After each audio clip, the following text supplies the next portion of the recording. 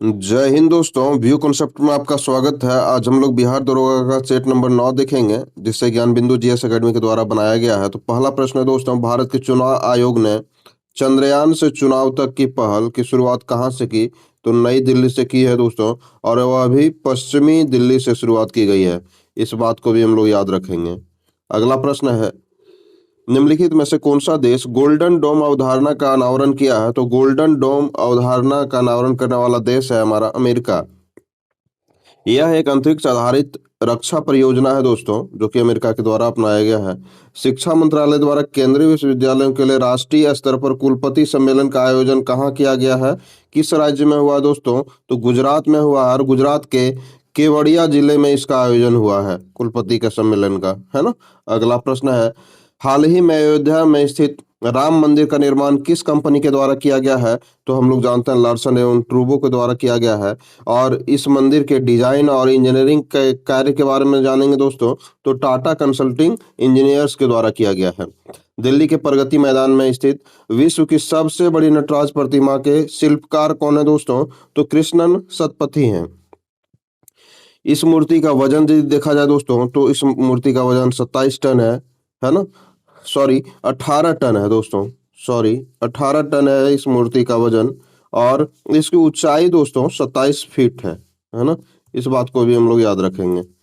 अगला प्रश्न है, हाल ही में निम्नलिखित में से कौन सा देश दिल्ली में अपना दूतावास का उद्घाटन किया है दोस्तों? तो दिल्ली में दूतावास का उद्घाटन करने वाला देश है होंडुरास, और इसकी राजधानी है तेगुसिगल्पा। अगला प्रश्न है, 59वां ज्ञानपीठ पुरस्कार से निम्नलिखित में से किन्हें सम्मानित किया गया है दोस्तों?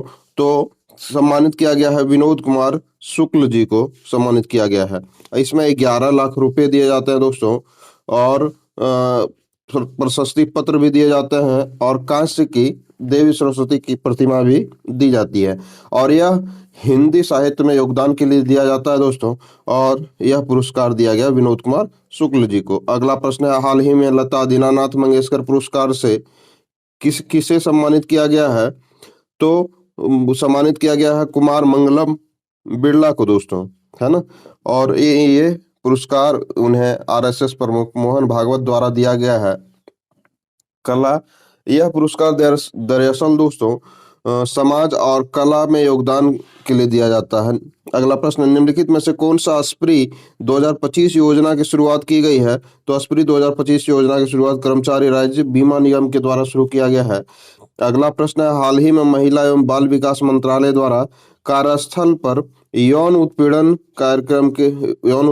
के रोकथाम, निषेध व निवारण हेतु विकसित किए गए पोर्टल का नाम क्या है? तो सी बॉक्स पोर्टल है दोस्तों।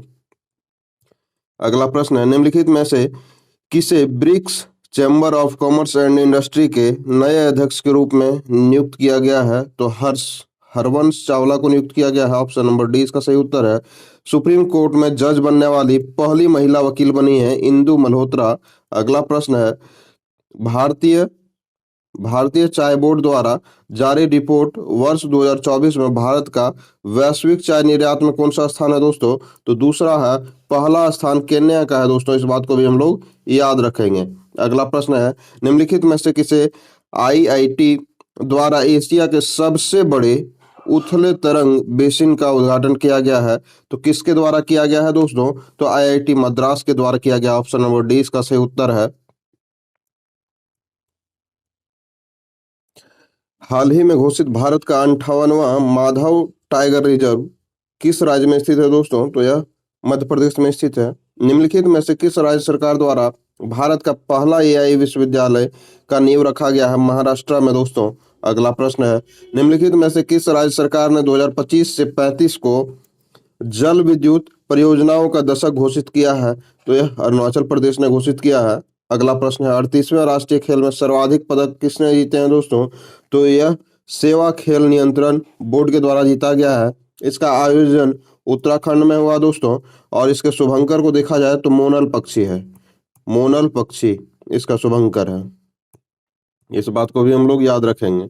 अगला प्रश्न है, हाल ही में विंबलडन 2025 का महिला एकल खिताब किसने जीता है दोस्तों? तो ईगा स्विटेक ने जीता है। किसे हराकर? तो अमांडा अनिसिमोवा को हरा करके जीता है दोस्तों। इगा स्विटेक का संबंध पोलैंड से है दोस्तों, है ना।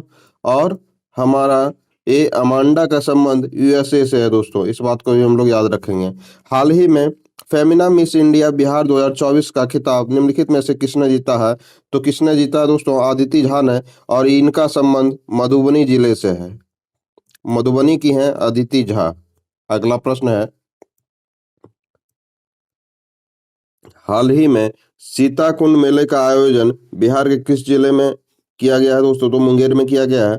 बसंत का पर्यायवाची नहीं है, तो कलानाथ बसंत का पर्यायवाची शब्द नहीं है, बाकी सब बसंत के पर्यायवाची शब्द है। पताल शब्द का विलोम क्या है दोस्तों? तो हम लोग जानते हैं कि आकाश का पताल होता है, तो हम लोग इसका सही उत्तर है आकाश, है ना। निम्नलिखित में से धनुष का पर्यायवाची शब्द नहीं है, तो मेदिनी धनुष का पर्यायवाची शब्द नहीं है दोस्तों। मेदिनी दरअसल धरती का पर्यायवाची शब्द है, इस बात को भी हम लोग याद रखेंगे। अगला प्रश्न है, filling the blanks with appropriate verb forms.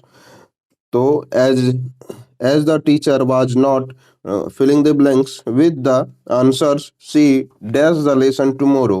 तो सी वाज नॉट, यहाँ पे एडजेक्टिव भराएगा दोस्तों। वाज नॉट के साथ हम लोग एडजेक्टिव का यूज करते हैं, तो एडजेक्टिव है हमारा सेटिस्फाइड, तो इसका यूज करेंगे satisfied with the answer C repeated. यहाँ वाज लग गया दोस्तों, तो हम लोग अगला V2 का यूज करेंगे, यानी कि पास्ट इंडिफिनिट का यूज करेंगे। तो पास्ट इंडिफिनिट है हमारा रिपीटेड द लेसन टुमारो, या तो ऑप्शन नंबर सी सही है। अगला प्रश्न है, choose the correct sentence from the given options. तो इसमें सही उत्तर है, this is one of the most interesting books. इसमें वन ऑफ द के बाद हम लोग प्लूरल का यूज करते हैं दोस्तों, तो interesting books that have ever been printed, option number A इसका सही उत्तर है। अगला प्रश्न है, ट्रांसलेट इनटू इंग्लिश। ये किताबें खूब बिकी, तो इसका सही उत्तर है, these books were sold like hot cakes, option number B. गेहूं का वैज्ञानिक नाम पूछा जाए दोस्तों, तो ट्रिटिकम एवेस्टिवम इसका वैज्ञानिक नाम है। और चकुंद बीटा वालगारिस जो है सो चकुंदर का वैज्ञानिक नाम है दोस्तों। और देखा जाए तो पेनिसिटम अमेरिकोनम, ये जो है सो बाजरा का वैज्ञानिक नाम है ना। और जिया मेज हम लोग जानते हैं कि मक्का का वैज्ञानिक नाम है जिया मेज, इस बात को भी हम लोग याद रखेंगे। अगला प्रश्न है, निम्नलिखित में से कौन सा देश G7 का सदस्य नहीं है दोस्तों? तो रूस जो है सो हाल ही में G7 से हट गया है, G7 का सदस्य नहीं है दोस्तों। इसकी स्थापना यदि देखा जाए दोस्तों, तो 1975 में इसकी स्थापना होती है, और इसमें सदस्य होते हैं Canada, Britain, America, France, Germany, Japan, Italy, और कुछ समय पहले तक तो रूस भी सदस्य हुआ करता था, और अब सदस्य नहीं है। अगला है, फाइनेंशियल टाइम्स समाचार पत्र का प्रकाशन स्थल कहाँ पे है दोस्तों? तो हम लोग जानते हैं इसका प्रकाशन स्थल लंदन है। और फाइनेंशियल टाइम्स अंग्रेजी भाषा का अंग्रेजी भाषा में प्रकाशित होने वाला समाचार पत्र है। अगला प्रश्न है, पाकिस्तान से आकर भारत में नागरिकता प्राप्त करने से संबंधित प्रावधान निम्नलिखित में से किस अनुच्छेद में वर्णित है? तो अनुच्छेद 6 में वर्णित है दोस्तों। पिछले सेट में भी इसको प्रश्न को हम लोग पढ़े थे। और हम लोग जानते हैं नागरिकता का संबंध जो है दोस्तों, अनुच्छेद 5 से 11 संविधान के भाग दूसरे में जो है सो है उससे संबंधित है।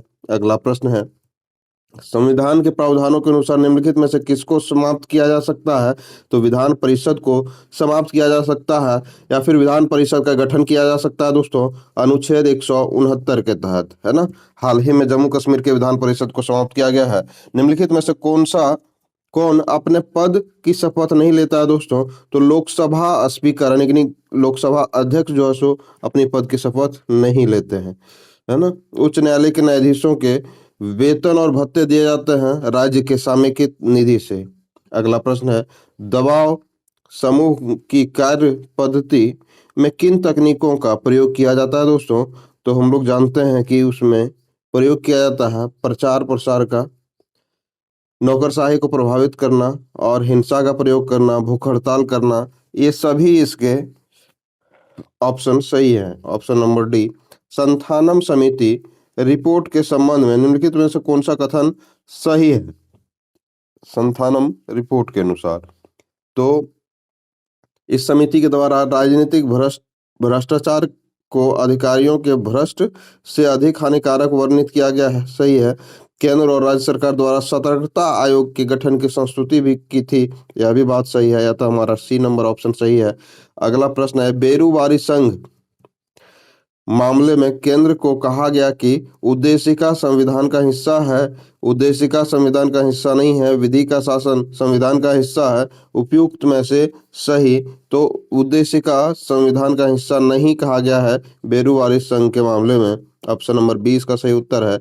और यह बेरूवारी संघ मामला जो है सो केंद्र सरकार के बनाम जो है सो दोस्तों 1960 में हुआ था। इस बात को भी हम लोग याद रखेंगे। नीचे कुछ राज्य जो है सो राज्य दिए हुए हैं तथा राज्यसभा में उन्हें आवंटित सदस्यों की संख्या दी गई है, तो कौन सा ऑप्शन सुमेलित नहीं है दोस्तों? तो मध्य प्रदेश इसमें से सुमेलित नहीं है दोस्तों। मध्य प्रदेश में राज्यसभा सीटों की संख्या 11 है, ना कि 16। निम्नलिखित में से कौन बूढ़ी गंडक की सहायक नदी नहीं है? तो हरहरा बूढ़ी गंडक की सहायक नदी नहीं है, बाकी सभी नदियां सहायक नदी हैं। बिहार विधानसभा में अनुसूचित जनजाति के लिए आरक्षित सीटों की संख्या कितनी है दोस्तों? तो एससी के लिए आरक्षित सीटों की संख्या हम लोग जानते हैं कि 2 है ना। और 2 में से कौन कौन है दोस्तों?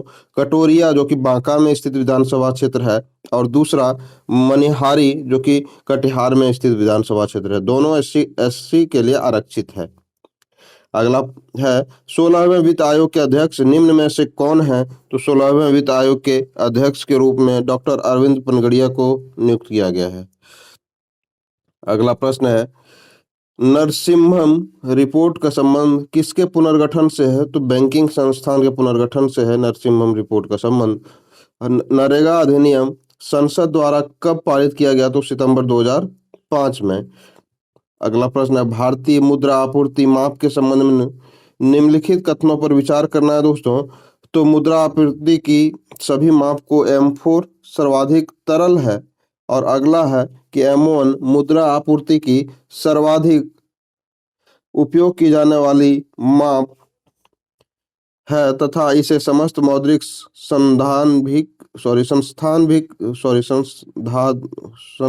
भी कहते हैं। सॉरी दोस्तों, प्रोनाउंसिएशन में थोड़ा मिस्टेक हो रहा है, और यह ऑप्शन हमारा सही है।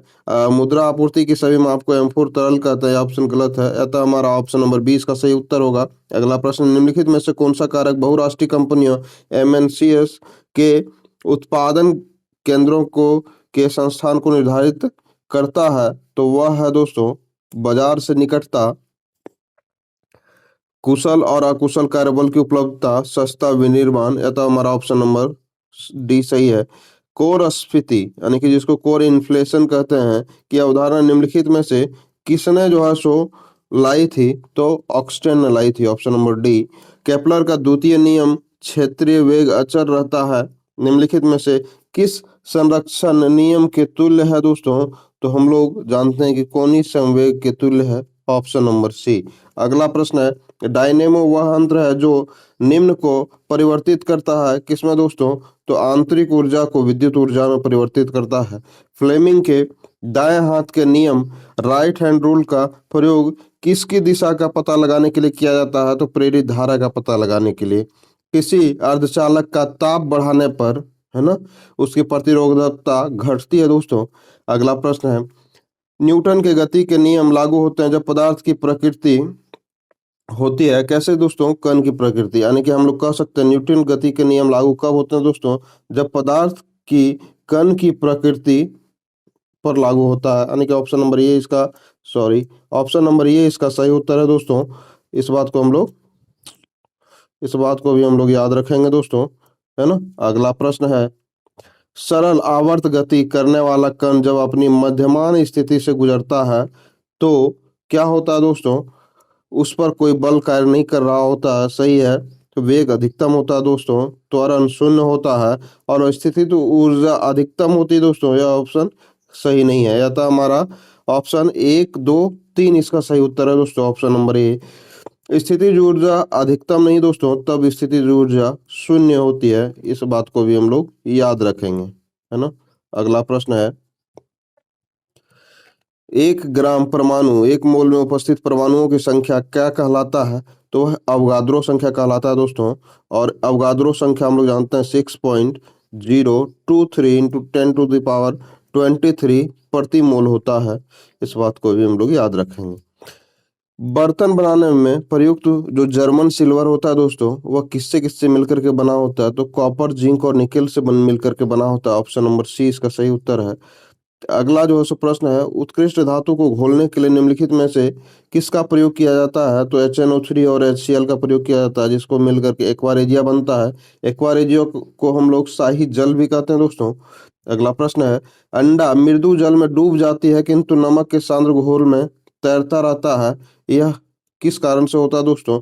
तो हम लोग जानते हैं कि नमक के घोल का घनत्व अंडे के घनत्व से अधिक हो जाता है, जिसके कारण अंडा तैरता रहता है। अगला प्रश्न है, धात्विक लक्षण या गुण का आरोही क्रम है दोस्तों, यानी कि बढ़ते हुए क्रम में बताना है। तो धात्विक लक्षण सबसे अधिक होता है जर्मेनियम में दोस्तों, उसके बाद गैलियम में, उसके बाद स्कैंडियम में, उसके बाद कैल्शियम में। ऑप्शन नंबर 20 का सही उत्तर है। अगला है दोस्तों, मिश्र धातु और संघटन दिया हुआ है।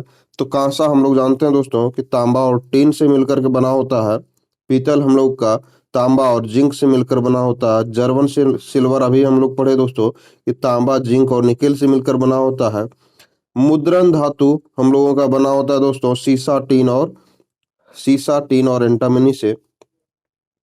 इस वजह से इसका सही उत्तर है दोस्तों ऑप्शन नंबर डी, है ना। अगला प्रश्न है, निम्नलिखित में से किस तरल पदार्थ का घनत्व सबसे कम होता है दोस्तों? तो पेट्रोल का घनत्व सबसे कम होता है। अगला है, तना जड़ दिया हुआ है, उसके उदाहरण को हम लोगों को सुमेलित करना है दोस्तों। तो प्रकंद, प्रकंद किसके उदाहरण है दोस्तों? तो हम लोग जानते हैं कि प्रकंद किसके उदाहरण है? तो हल्दी और अदरक के उदाहरण है प्रकंद। ऑप्शन नंबर 2 इसका सही उत्तर था। और कुंभी रूपी को हम लोग रूप चकुंदर का होता है दोस्तों, ये भी हम लोग जानते हैं। और शलकंद का संबंध प्याज से होता है। तुर्क रूपी का संबंध मूली से होता है। यह था हमारा ऑप्शन नंबर ये इसका सही उत्तर है ना। ये इसका सही उत्तर है। ठीक है। अगला प्रश्न है, किस वर्ग के पौधों में पानी और अन्य पदार्थों के संवहन के लिए संवहन ऊतक जाइलम और फ्लोएम पाए जाते हैं दोस्तों? तो यह टेरिडोफाइटा में पाया जाता है। ऑप्शन नंबर 20 का सही उत्तर है। अगला प्रश्न है, जीन की कार्यात्मक इकाई क्या है? तो हम लोग जानते हैं कि सिस्टरॉन इसका कार्यात्मक इकाई। ऑप्शन नंबर ये इसका सही उत्तर है। अगला प्रश्न है, यूजेनिक्स किसके अध्ययन से संबंधित है दोस्तों? तो यूजेनिक्स अनुवांशिक घटकों के फेरबदल के कारण मनुष्य में हुए परिवर्तन से संबंधित है यूजेनिक्स। अगला प्रश्न है, प्रयोगशाला में प्रयोग होने वाला लिटमस पेपर किस लाइकन से बनता है, किस लाइकन से प्राप्त किया जाता है दोस्तों? तो रोसेला लाइकन से प्राप्त किया जाता है। अगला प्रश्न है, निम्न में से कौन डाइसैकेराइड के उदाहरण नहीं है दोस्तों? तो ग्लैक्टोज जो कि डाइसैकेराइड का उदाहरण नहीं है। सॉरी इसमें से पूछ रहा है कि कौन से डाइसैकेराइड का उदाहरण नहीं है दोस्तों? तो केवल दो जो है सो ग्लैक्टोज जो है सो डाइसैकेराइड के उदाहरण नहीं है। ऑप्शन नंबर डी इसका सही उत्तर है। बाकी माल्टोज, लैक्टोज, सुक्रोज डाइसैकेराइड के उदाहरण है दोस्तों। ग्लैक्टोज मोनोसैकेराइड के उदाहरण है दोस्तों, मोनोसैकेराइड्स के उदाहरण हैं। सॉरी, ग्लैक्टोज हमारा मोनोसैकेराइड का उदाहरण है, मोनोसैकेराइड्स का। इस वजह से अगला प्रश्न है, किसके चारों ओर की कोशिका कला को सर्कोलेमा कहते हैं दोस्तों? तो सर्कोलेमा हम लोग कहते हैं पेशी तंतु को। ऑप्शन नंबर डी इसका सही उत्तर है। एटलस पर्वत का विस्तार निम्नलिखित में से किस देश में नहीं है दोस्तों? तो लीबिया में इसका विस्तार नहीं है। बाकी यह एक अफ्रीकी पर्वत है दोस्तों। अफ्रीका का वलिद पर्वत का उदाहरण है एटलस पर्वत हमारा, है ना। और यह लीबिया में इसका विस्तार नहीं है, बाकी अल्जीरिया में है, मोरक्को में है, ट्यूनीशिया में है ना। अगला प्रश्न है, निम्नलिखित में से कौन सा झील बॉल्सन का अच्छा उदाहरण है? तो हम लोग जानते हैं कि सांभर झील बॉल्सन का अच्छा उदाहरण है। बॉल्सन का मतलब हम लोग जानते हैं दोस्तों कि यह एक विशेष प्रकार की रेगिस्तानी घाटी होता है ना, बॉल्सन। निम्नलिखित में से कौन सा चट्टान प्रणाली भारत में नवीनतम है दोस्तों? तो वह है गोंडवाना क्रम की चट्टान है ना। Option number D. अगला प्रश्न है, विश्व की सबसे अधिक तीव्र ढाल वाली चोटी है राकापोसी, जो कि ट्रांस हिमालय में स्थित है दोस्तों। ट्रांस हिमालय में काराकोरम श्रेणी में राकापोसी चोटी है ना। किस द्वीप का प्रयोग भारत में प्रक्षेपास्त्र कार्यक्रम के परीक्षण केंद्र के रूप में हुआ है दोस्तों? तो इसका प्रयोग व्हीलर द्वीप परीक्षण केंद्र बना है और यह उड़ीसा में स्थित है दोस्तों, इसको भी हम लोग याद रखेंगे। हम लोग का श्रीहरिकोटा आंध्र प्रदेश में है, वेलिंगटन द्वीप केरल में है, न्यूमूर द्वीप बांग्लादेश के सीमा के पास स्थित है दोस्तों, बंगाल की खाड़ी में। अगला प्रश्न है, निम्नलिखित नदियों में से कौन पूर्ववर्ती नदी का उदाहरण है? पूर्ववर्ती नदी एक ऐसी नदी होती है दोस्तों जो बहती है हिमालय के उत्थान से पहले ही बहती है, यानी कि पहले से बहती आ रही है, तो वह नदी है सतलज नदी। भ्रंश घाटी से होकर बहने वाली भारत की सबसे लंबी नदी कौन सी है? तो वह यानी कि रिफ्ट वैली से बहने वाली नदी है नर्मदा और ताप्ती। तो सबसे लंबी नदी है दोस्तों नर्मदा, इस बात को भी हम लोग याद रखेंगे, है ना। अगला प्रश्न है, वर्ष 2011 जनगणना के अनुसार निम्नलिखित में से किस राज्यों की साक्षरता दर सबसे कम है? तो इसमें से देखा जाए दोस्तों तो सबसे साक्षरता दर कम हमारा इसमें दिए गए ऑप्शन में अरुणाचल प्रदेश का है, और वह अरुणाचल प्रदेश का 65.4% है। और वैसे ओवरऑल हम लोग देखेंगे दोस्तों तो हम लोग का बिहार का सबसे कम है दोस्तों, जो कि 61.8% है। इस बात को भी हम लोग याद रखेंगे। अगला प्रश्न है, निम्नलिखित में से किस जनजाति को भारतीय संविधान की 6ठी अनुसूची के अंतर्गत रखा गया है? तो वह बोडो जनजाति, जो कि असम में पाई जाती है। इस बात को भी हम लोग याद रखेंगे। अगला प्रश्न है, फरवरी 2025 में इटली के किस ज्वालामुखी में विस्फोट हुआ है? तो एटना ज्वालामुखी जो कि इटली में, उसमें विस्फोट हुआ है। निम्नलिखित में से कौन सा कथन सत्य है दोस्तों? इस पर हम लोगों को विचार करना है। तो हम लोग जानते हैं कि भूमध्य रेखा के ऊपरी क्षौम सीमा का तापमान ध्रुवों की तुलना में कम होता है, यह ऑप्शन सही है हमारा। अगला प्रश्न है, विश्व का सबसे ठंडा स्थान बरखोयांस्क जो कि रूस में स्थित है दोस्तों, वह किस जलवायु प्रदेश में आता है? तो वह टैगा जलवायु प्रदेश में आता है। किसके समय में वैनसांग भारत आया था? तो हर्षवर्धन के समय में वैनसांग भारत आया था दोस्तों। ऑप्शन नंबर ए इसका सही उत्तर था। अगला प्रश्न है, संगीत सम्राट तानसेन किस संत के शिष्य थे दोस्तों? तो हम लोग जानते हैं कि हजरत मोहम्मद गौस के शिष्य थे तानसेन। अगला प्रश्न है, 1915 ईस्वी में ब्रिटिश सरकार ने गांधी जी को केसर ए हिंद की उपाधि किस युद्ध के दौरान मदद प्रदान करने के लिए दी थी? तो यह बोयर युद्ध के दौरान दिया गया था दोस्तों। और यह बोयर युद्ध 1899 से 1902 ईस्वी तक चला था, जिसमें से युद्ध के दौरान मदद के लिए इन्हें प्रदान किया गया था, है ना।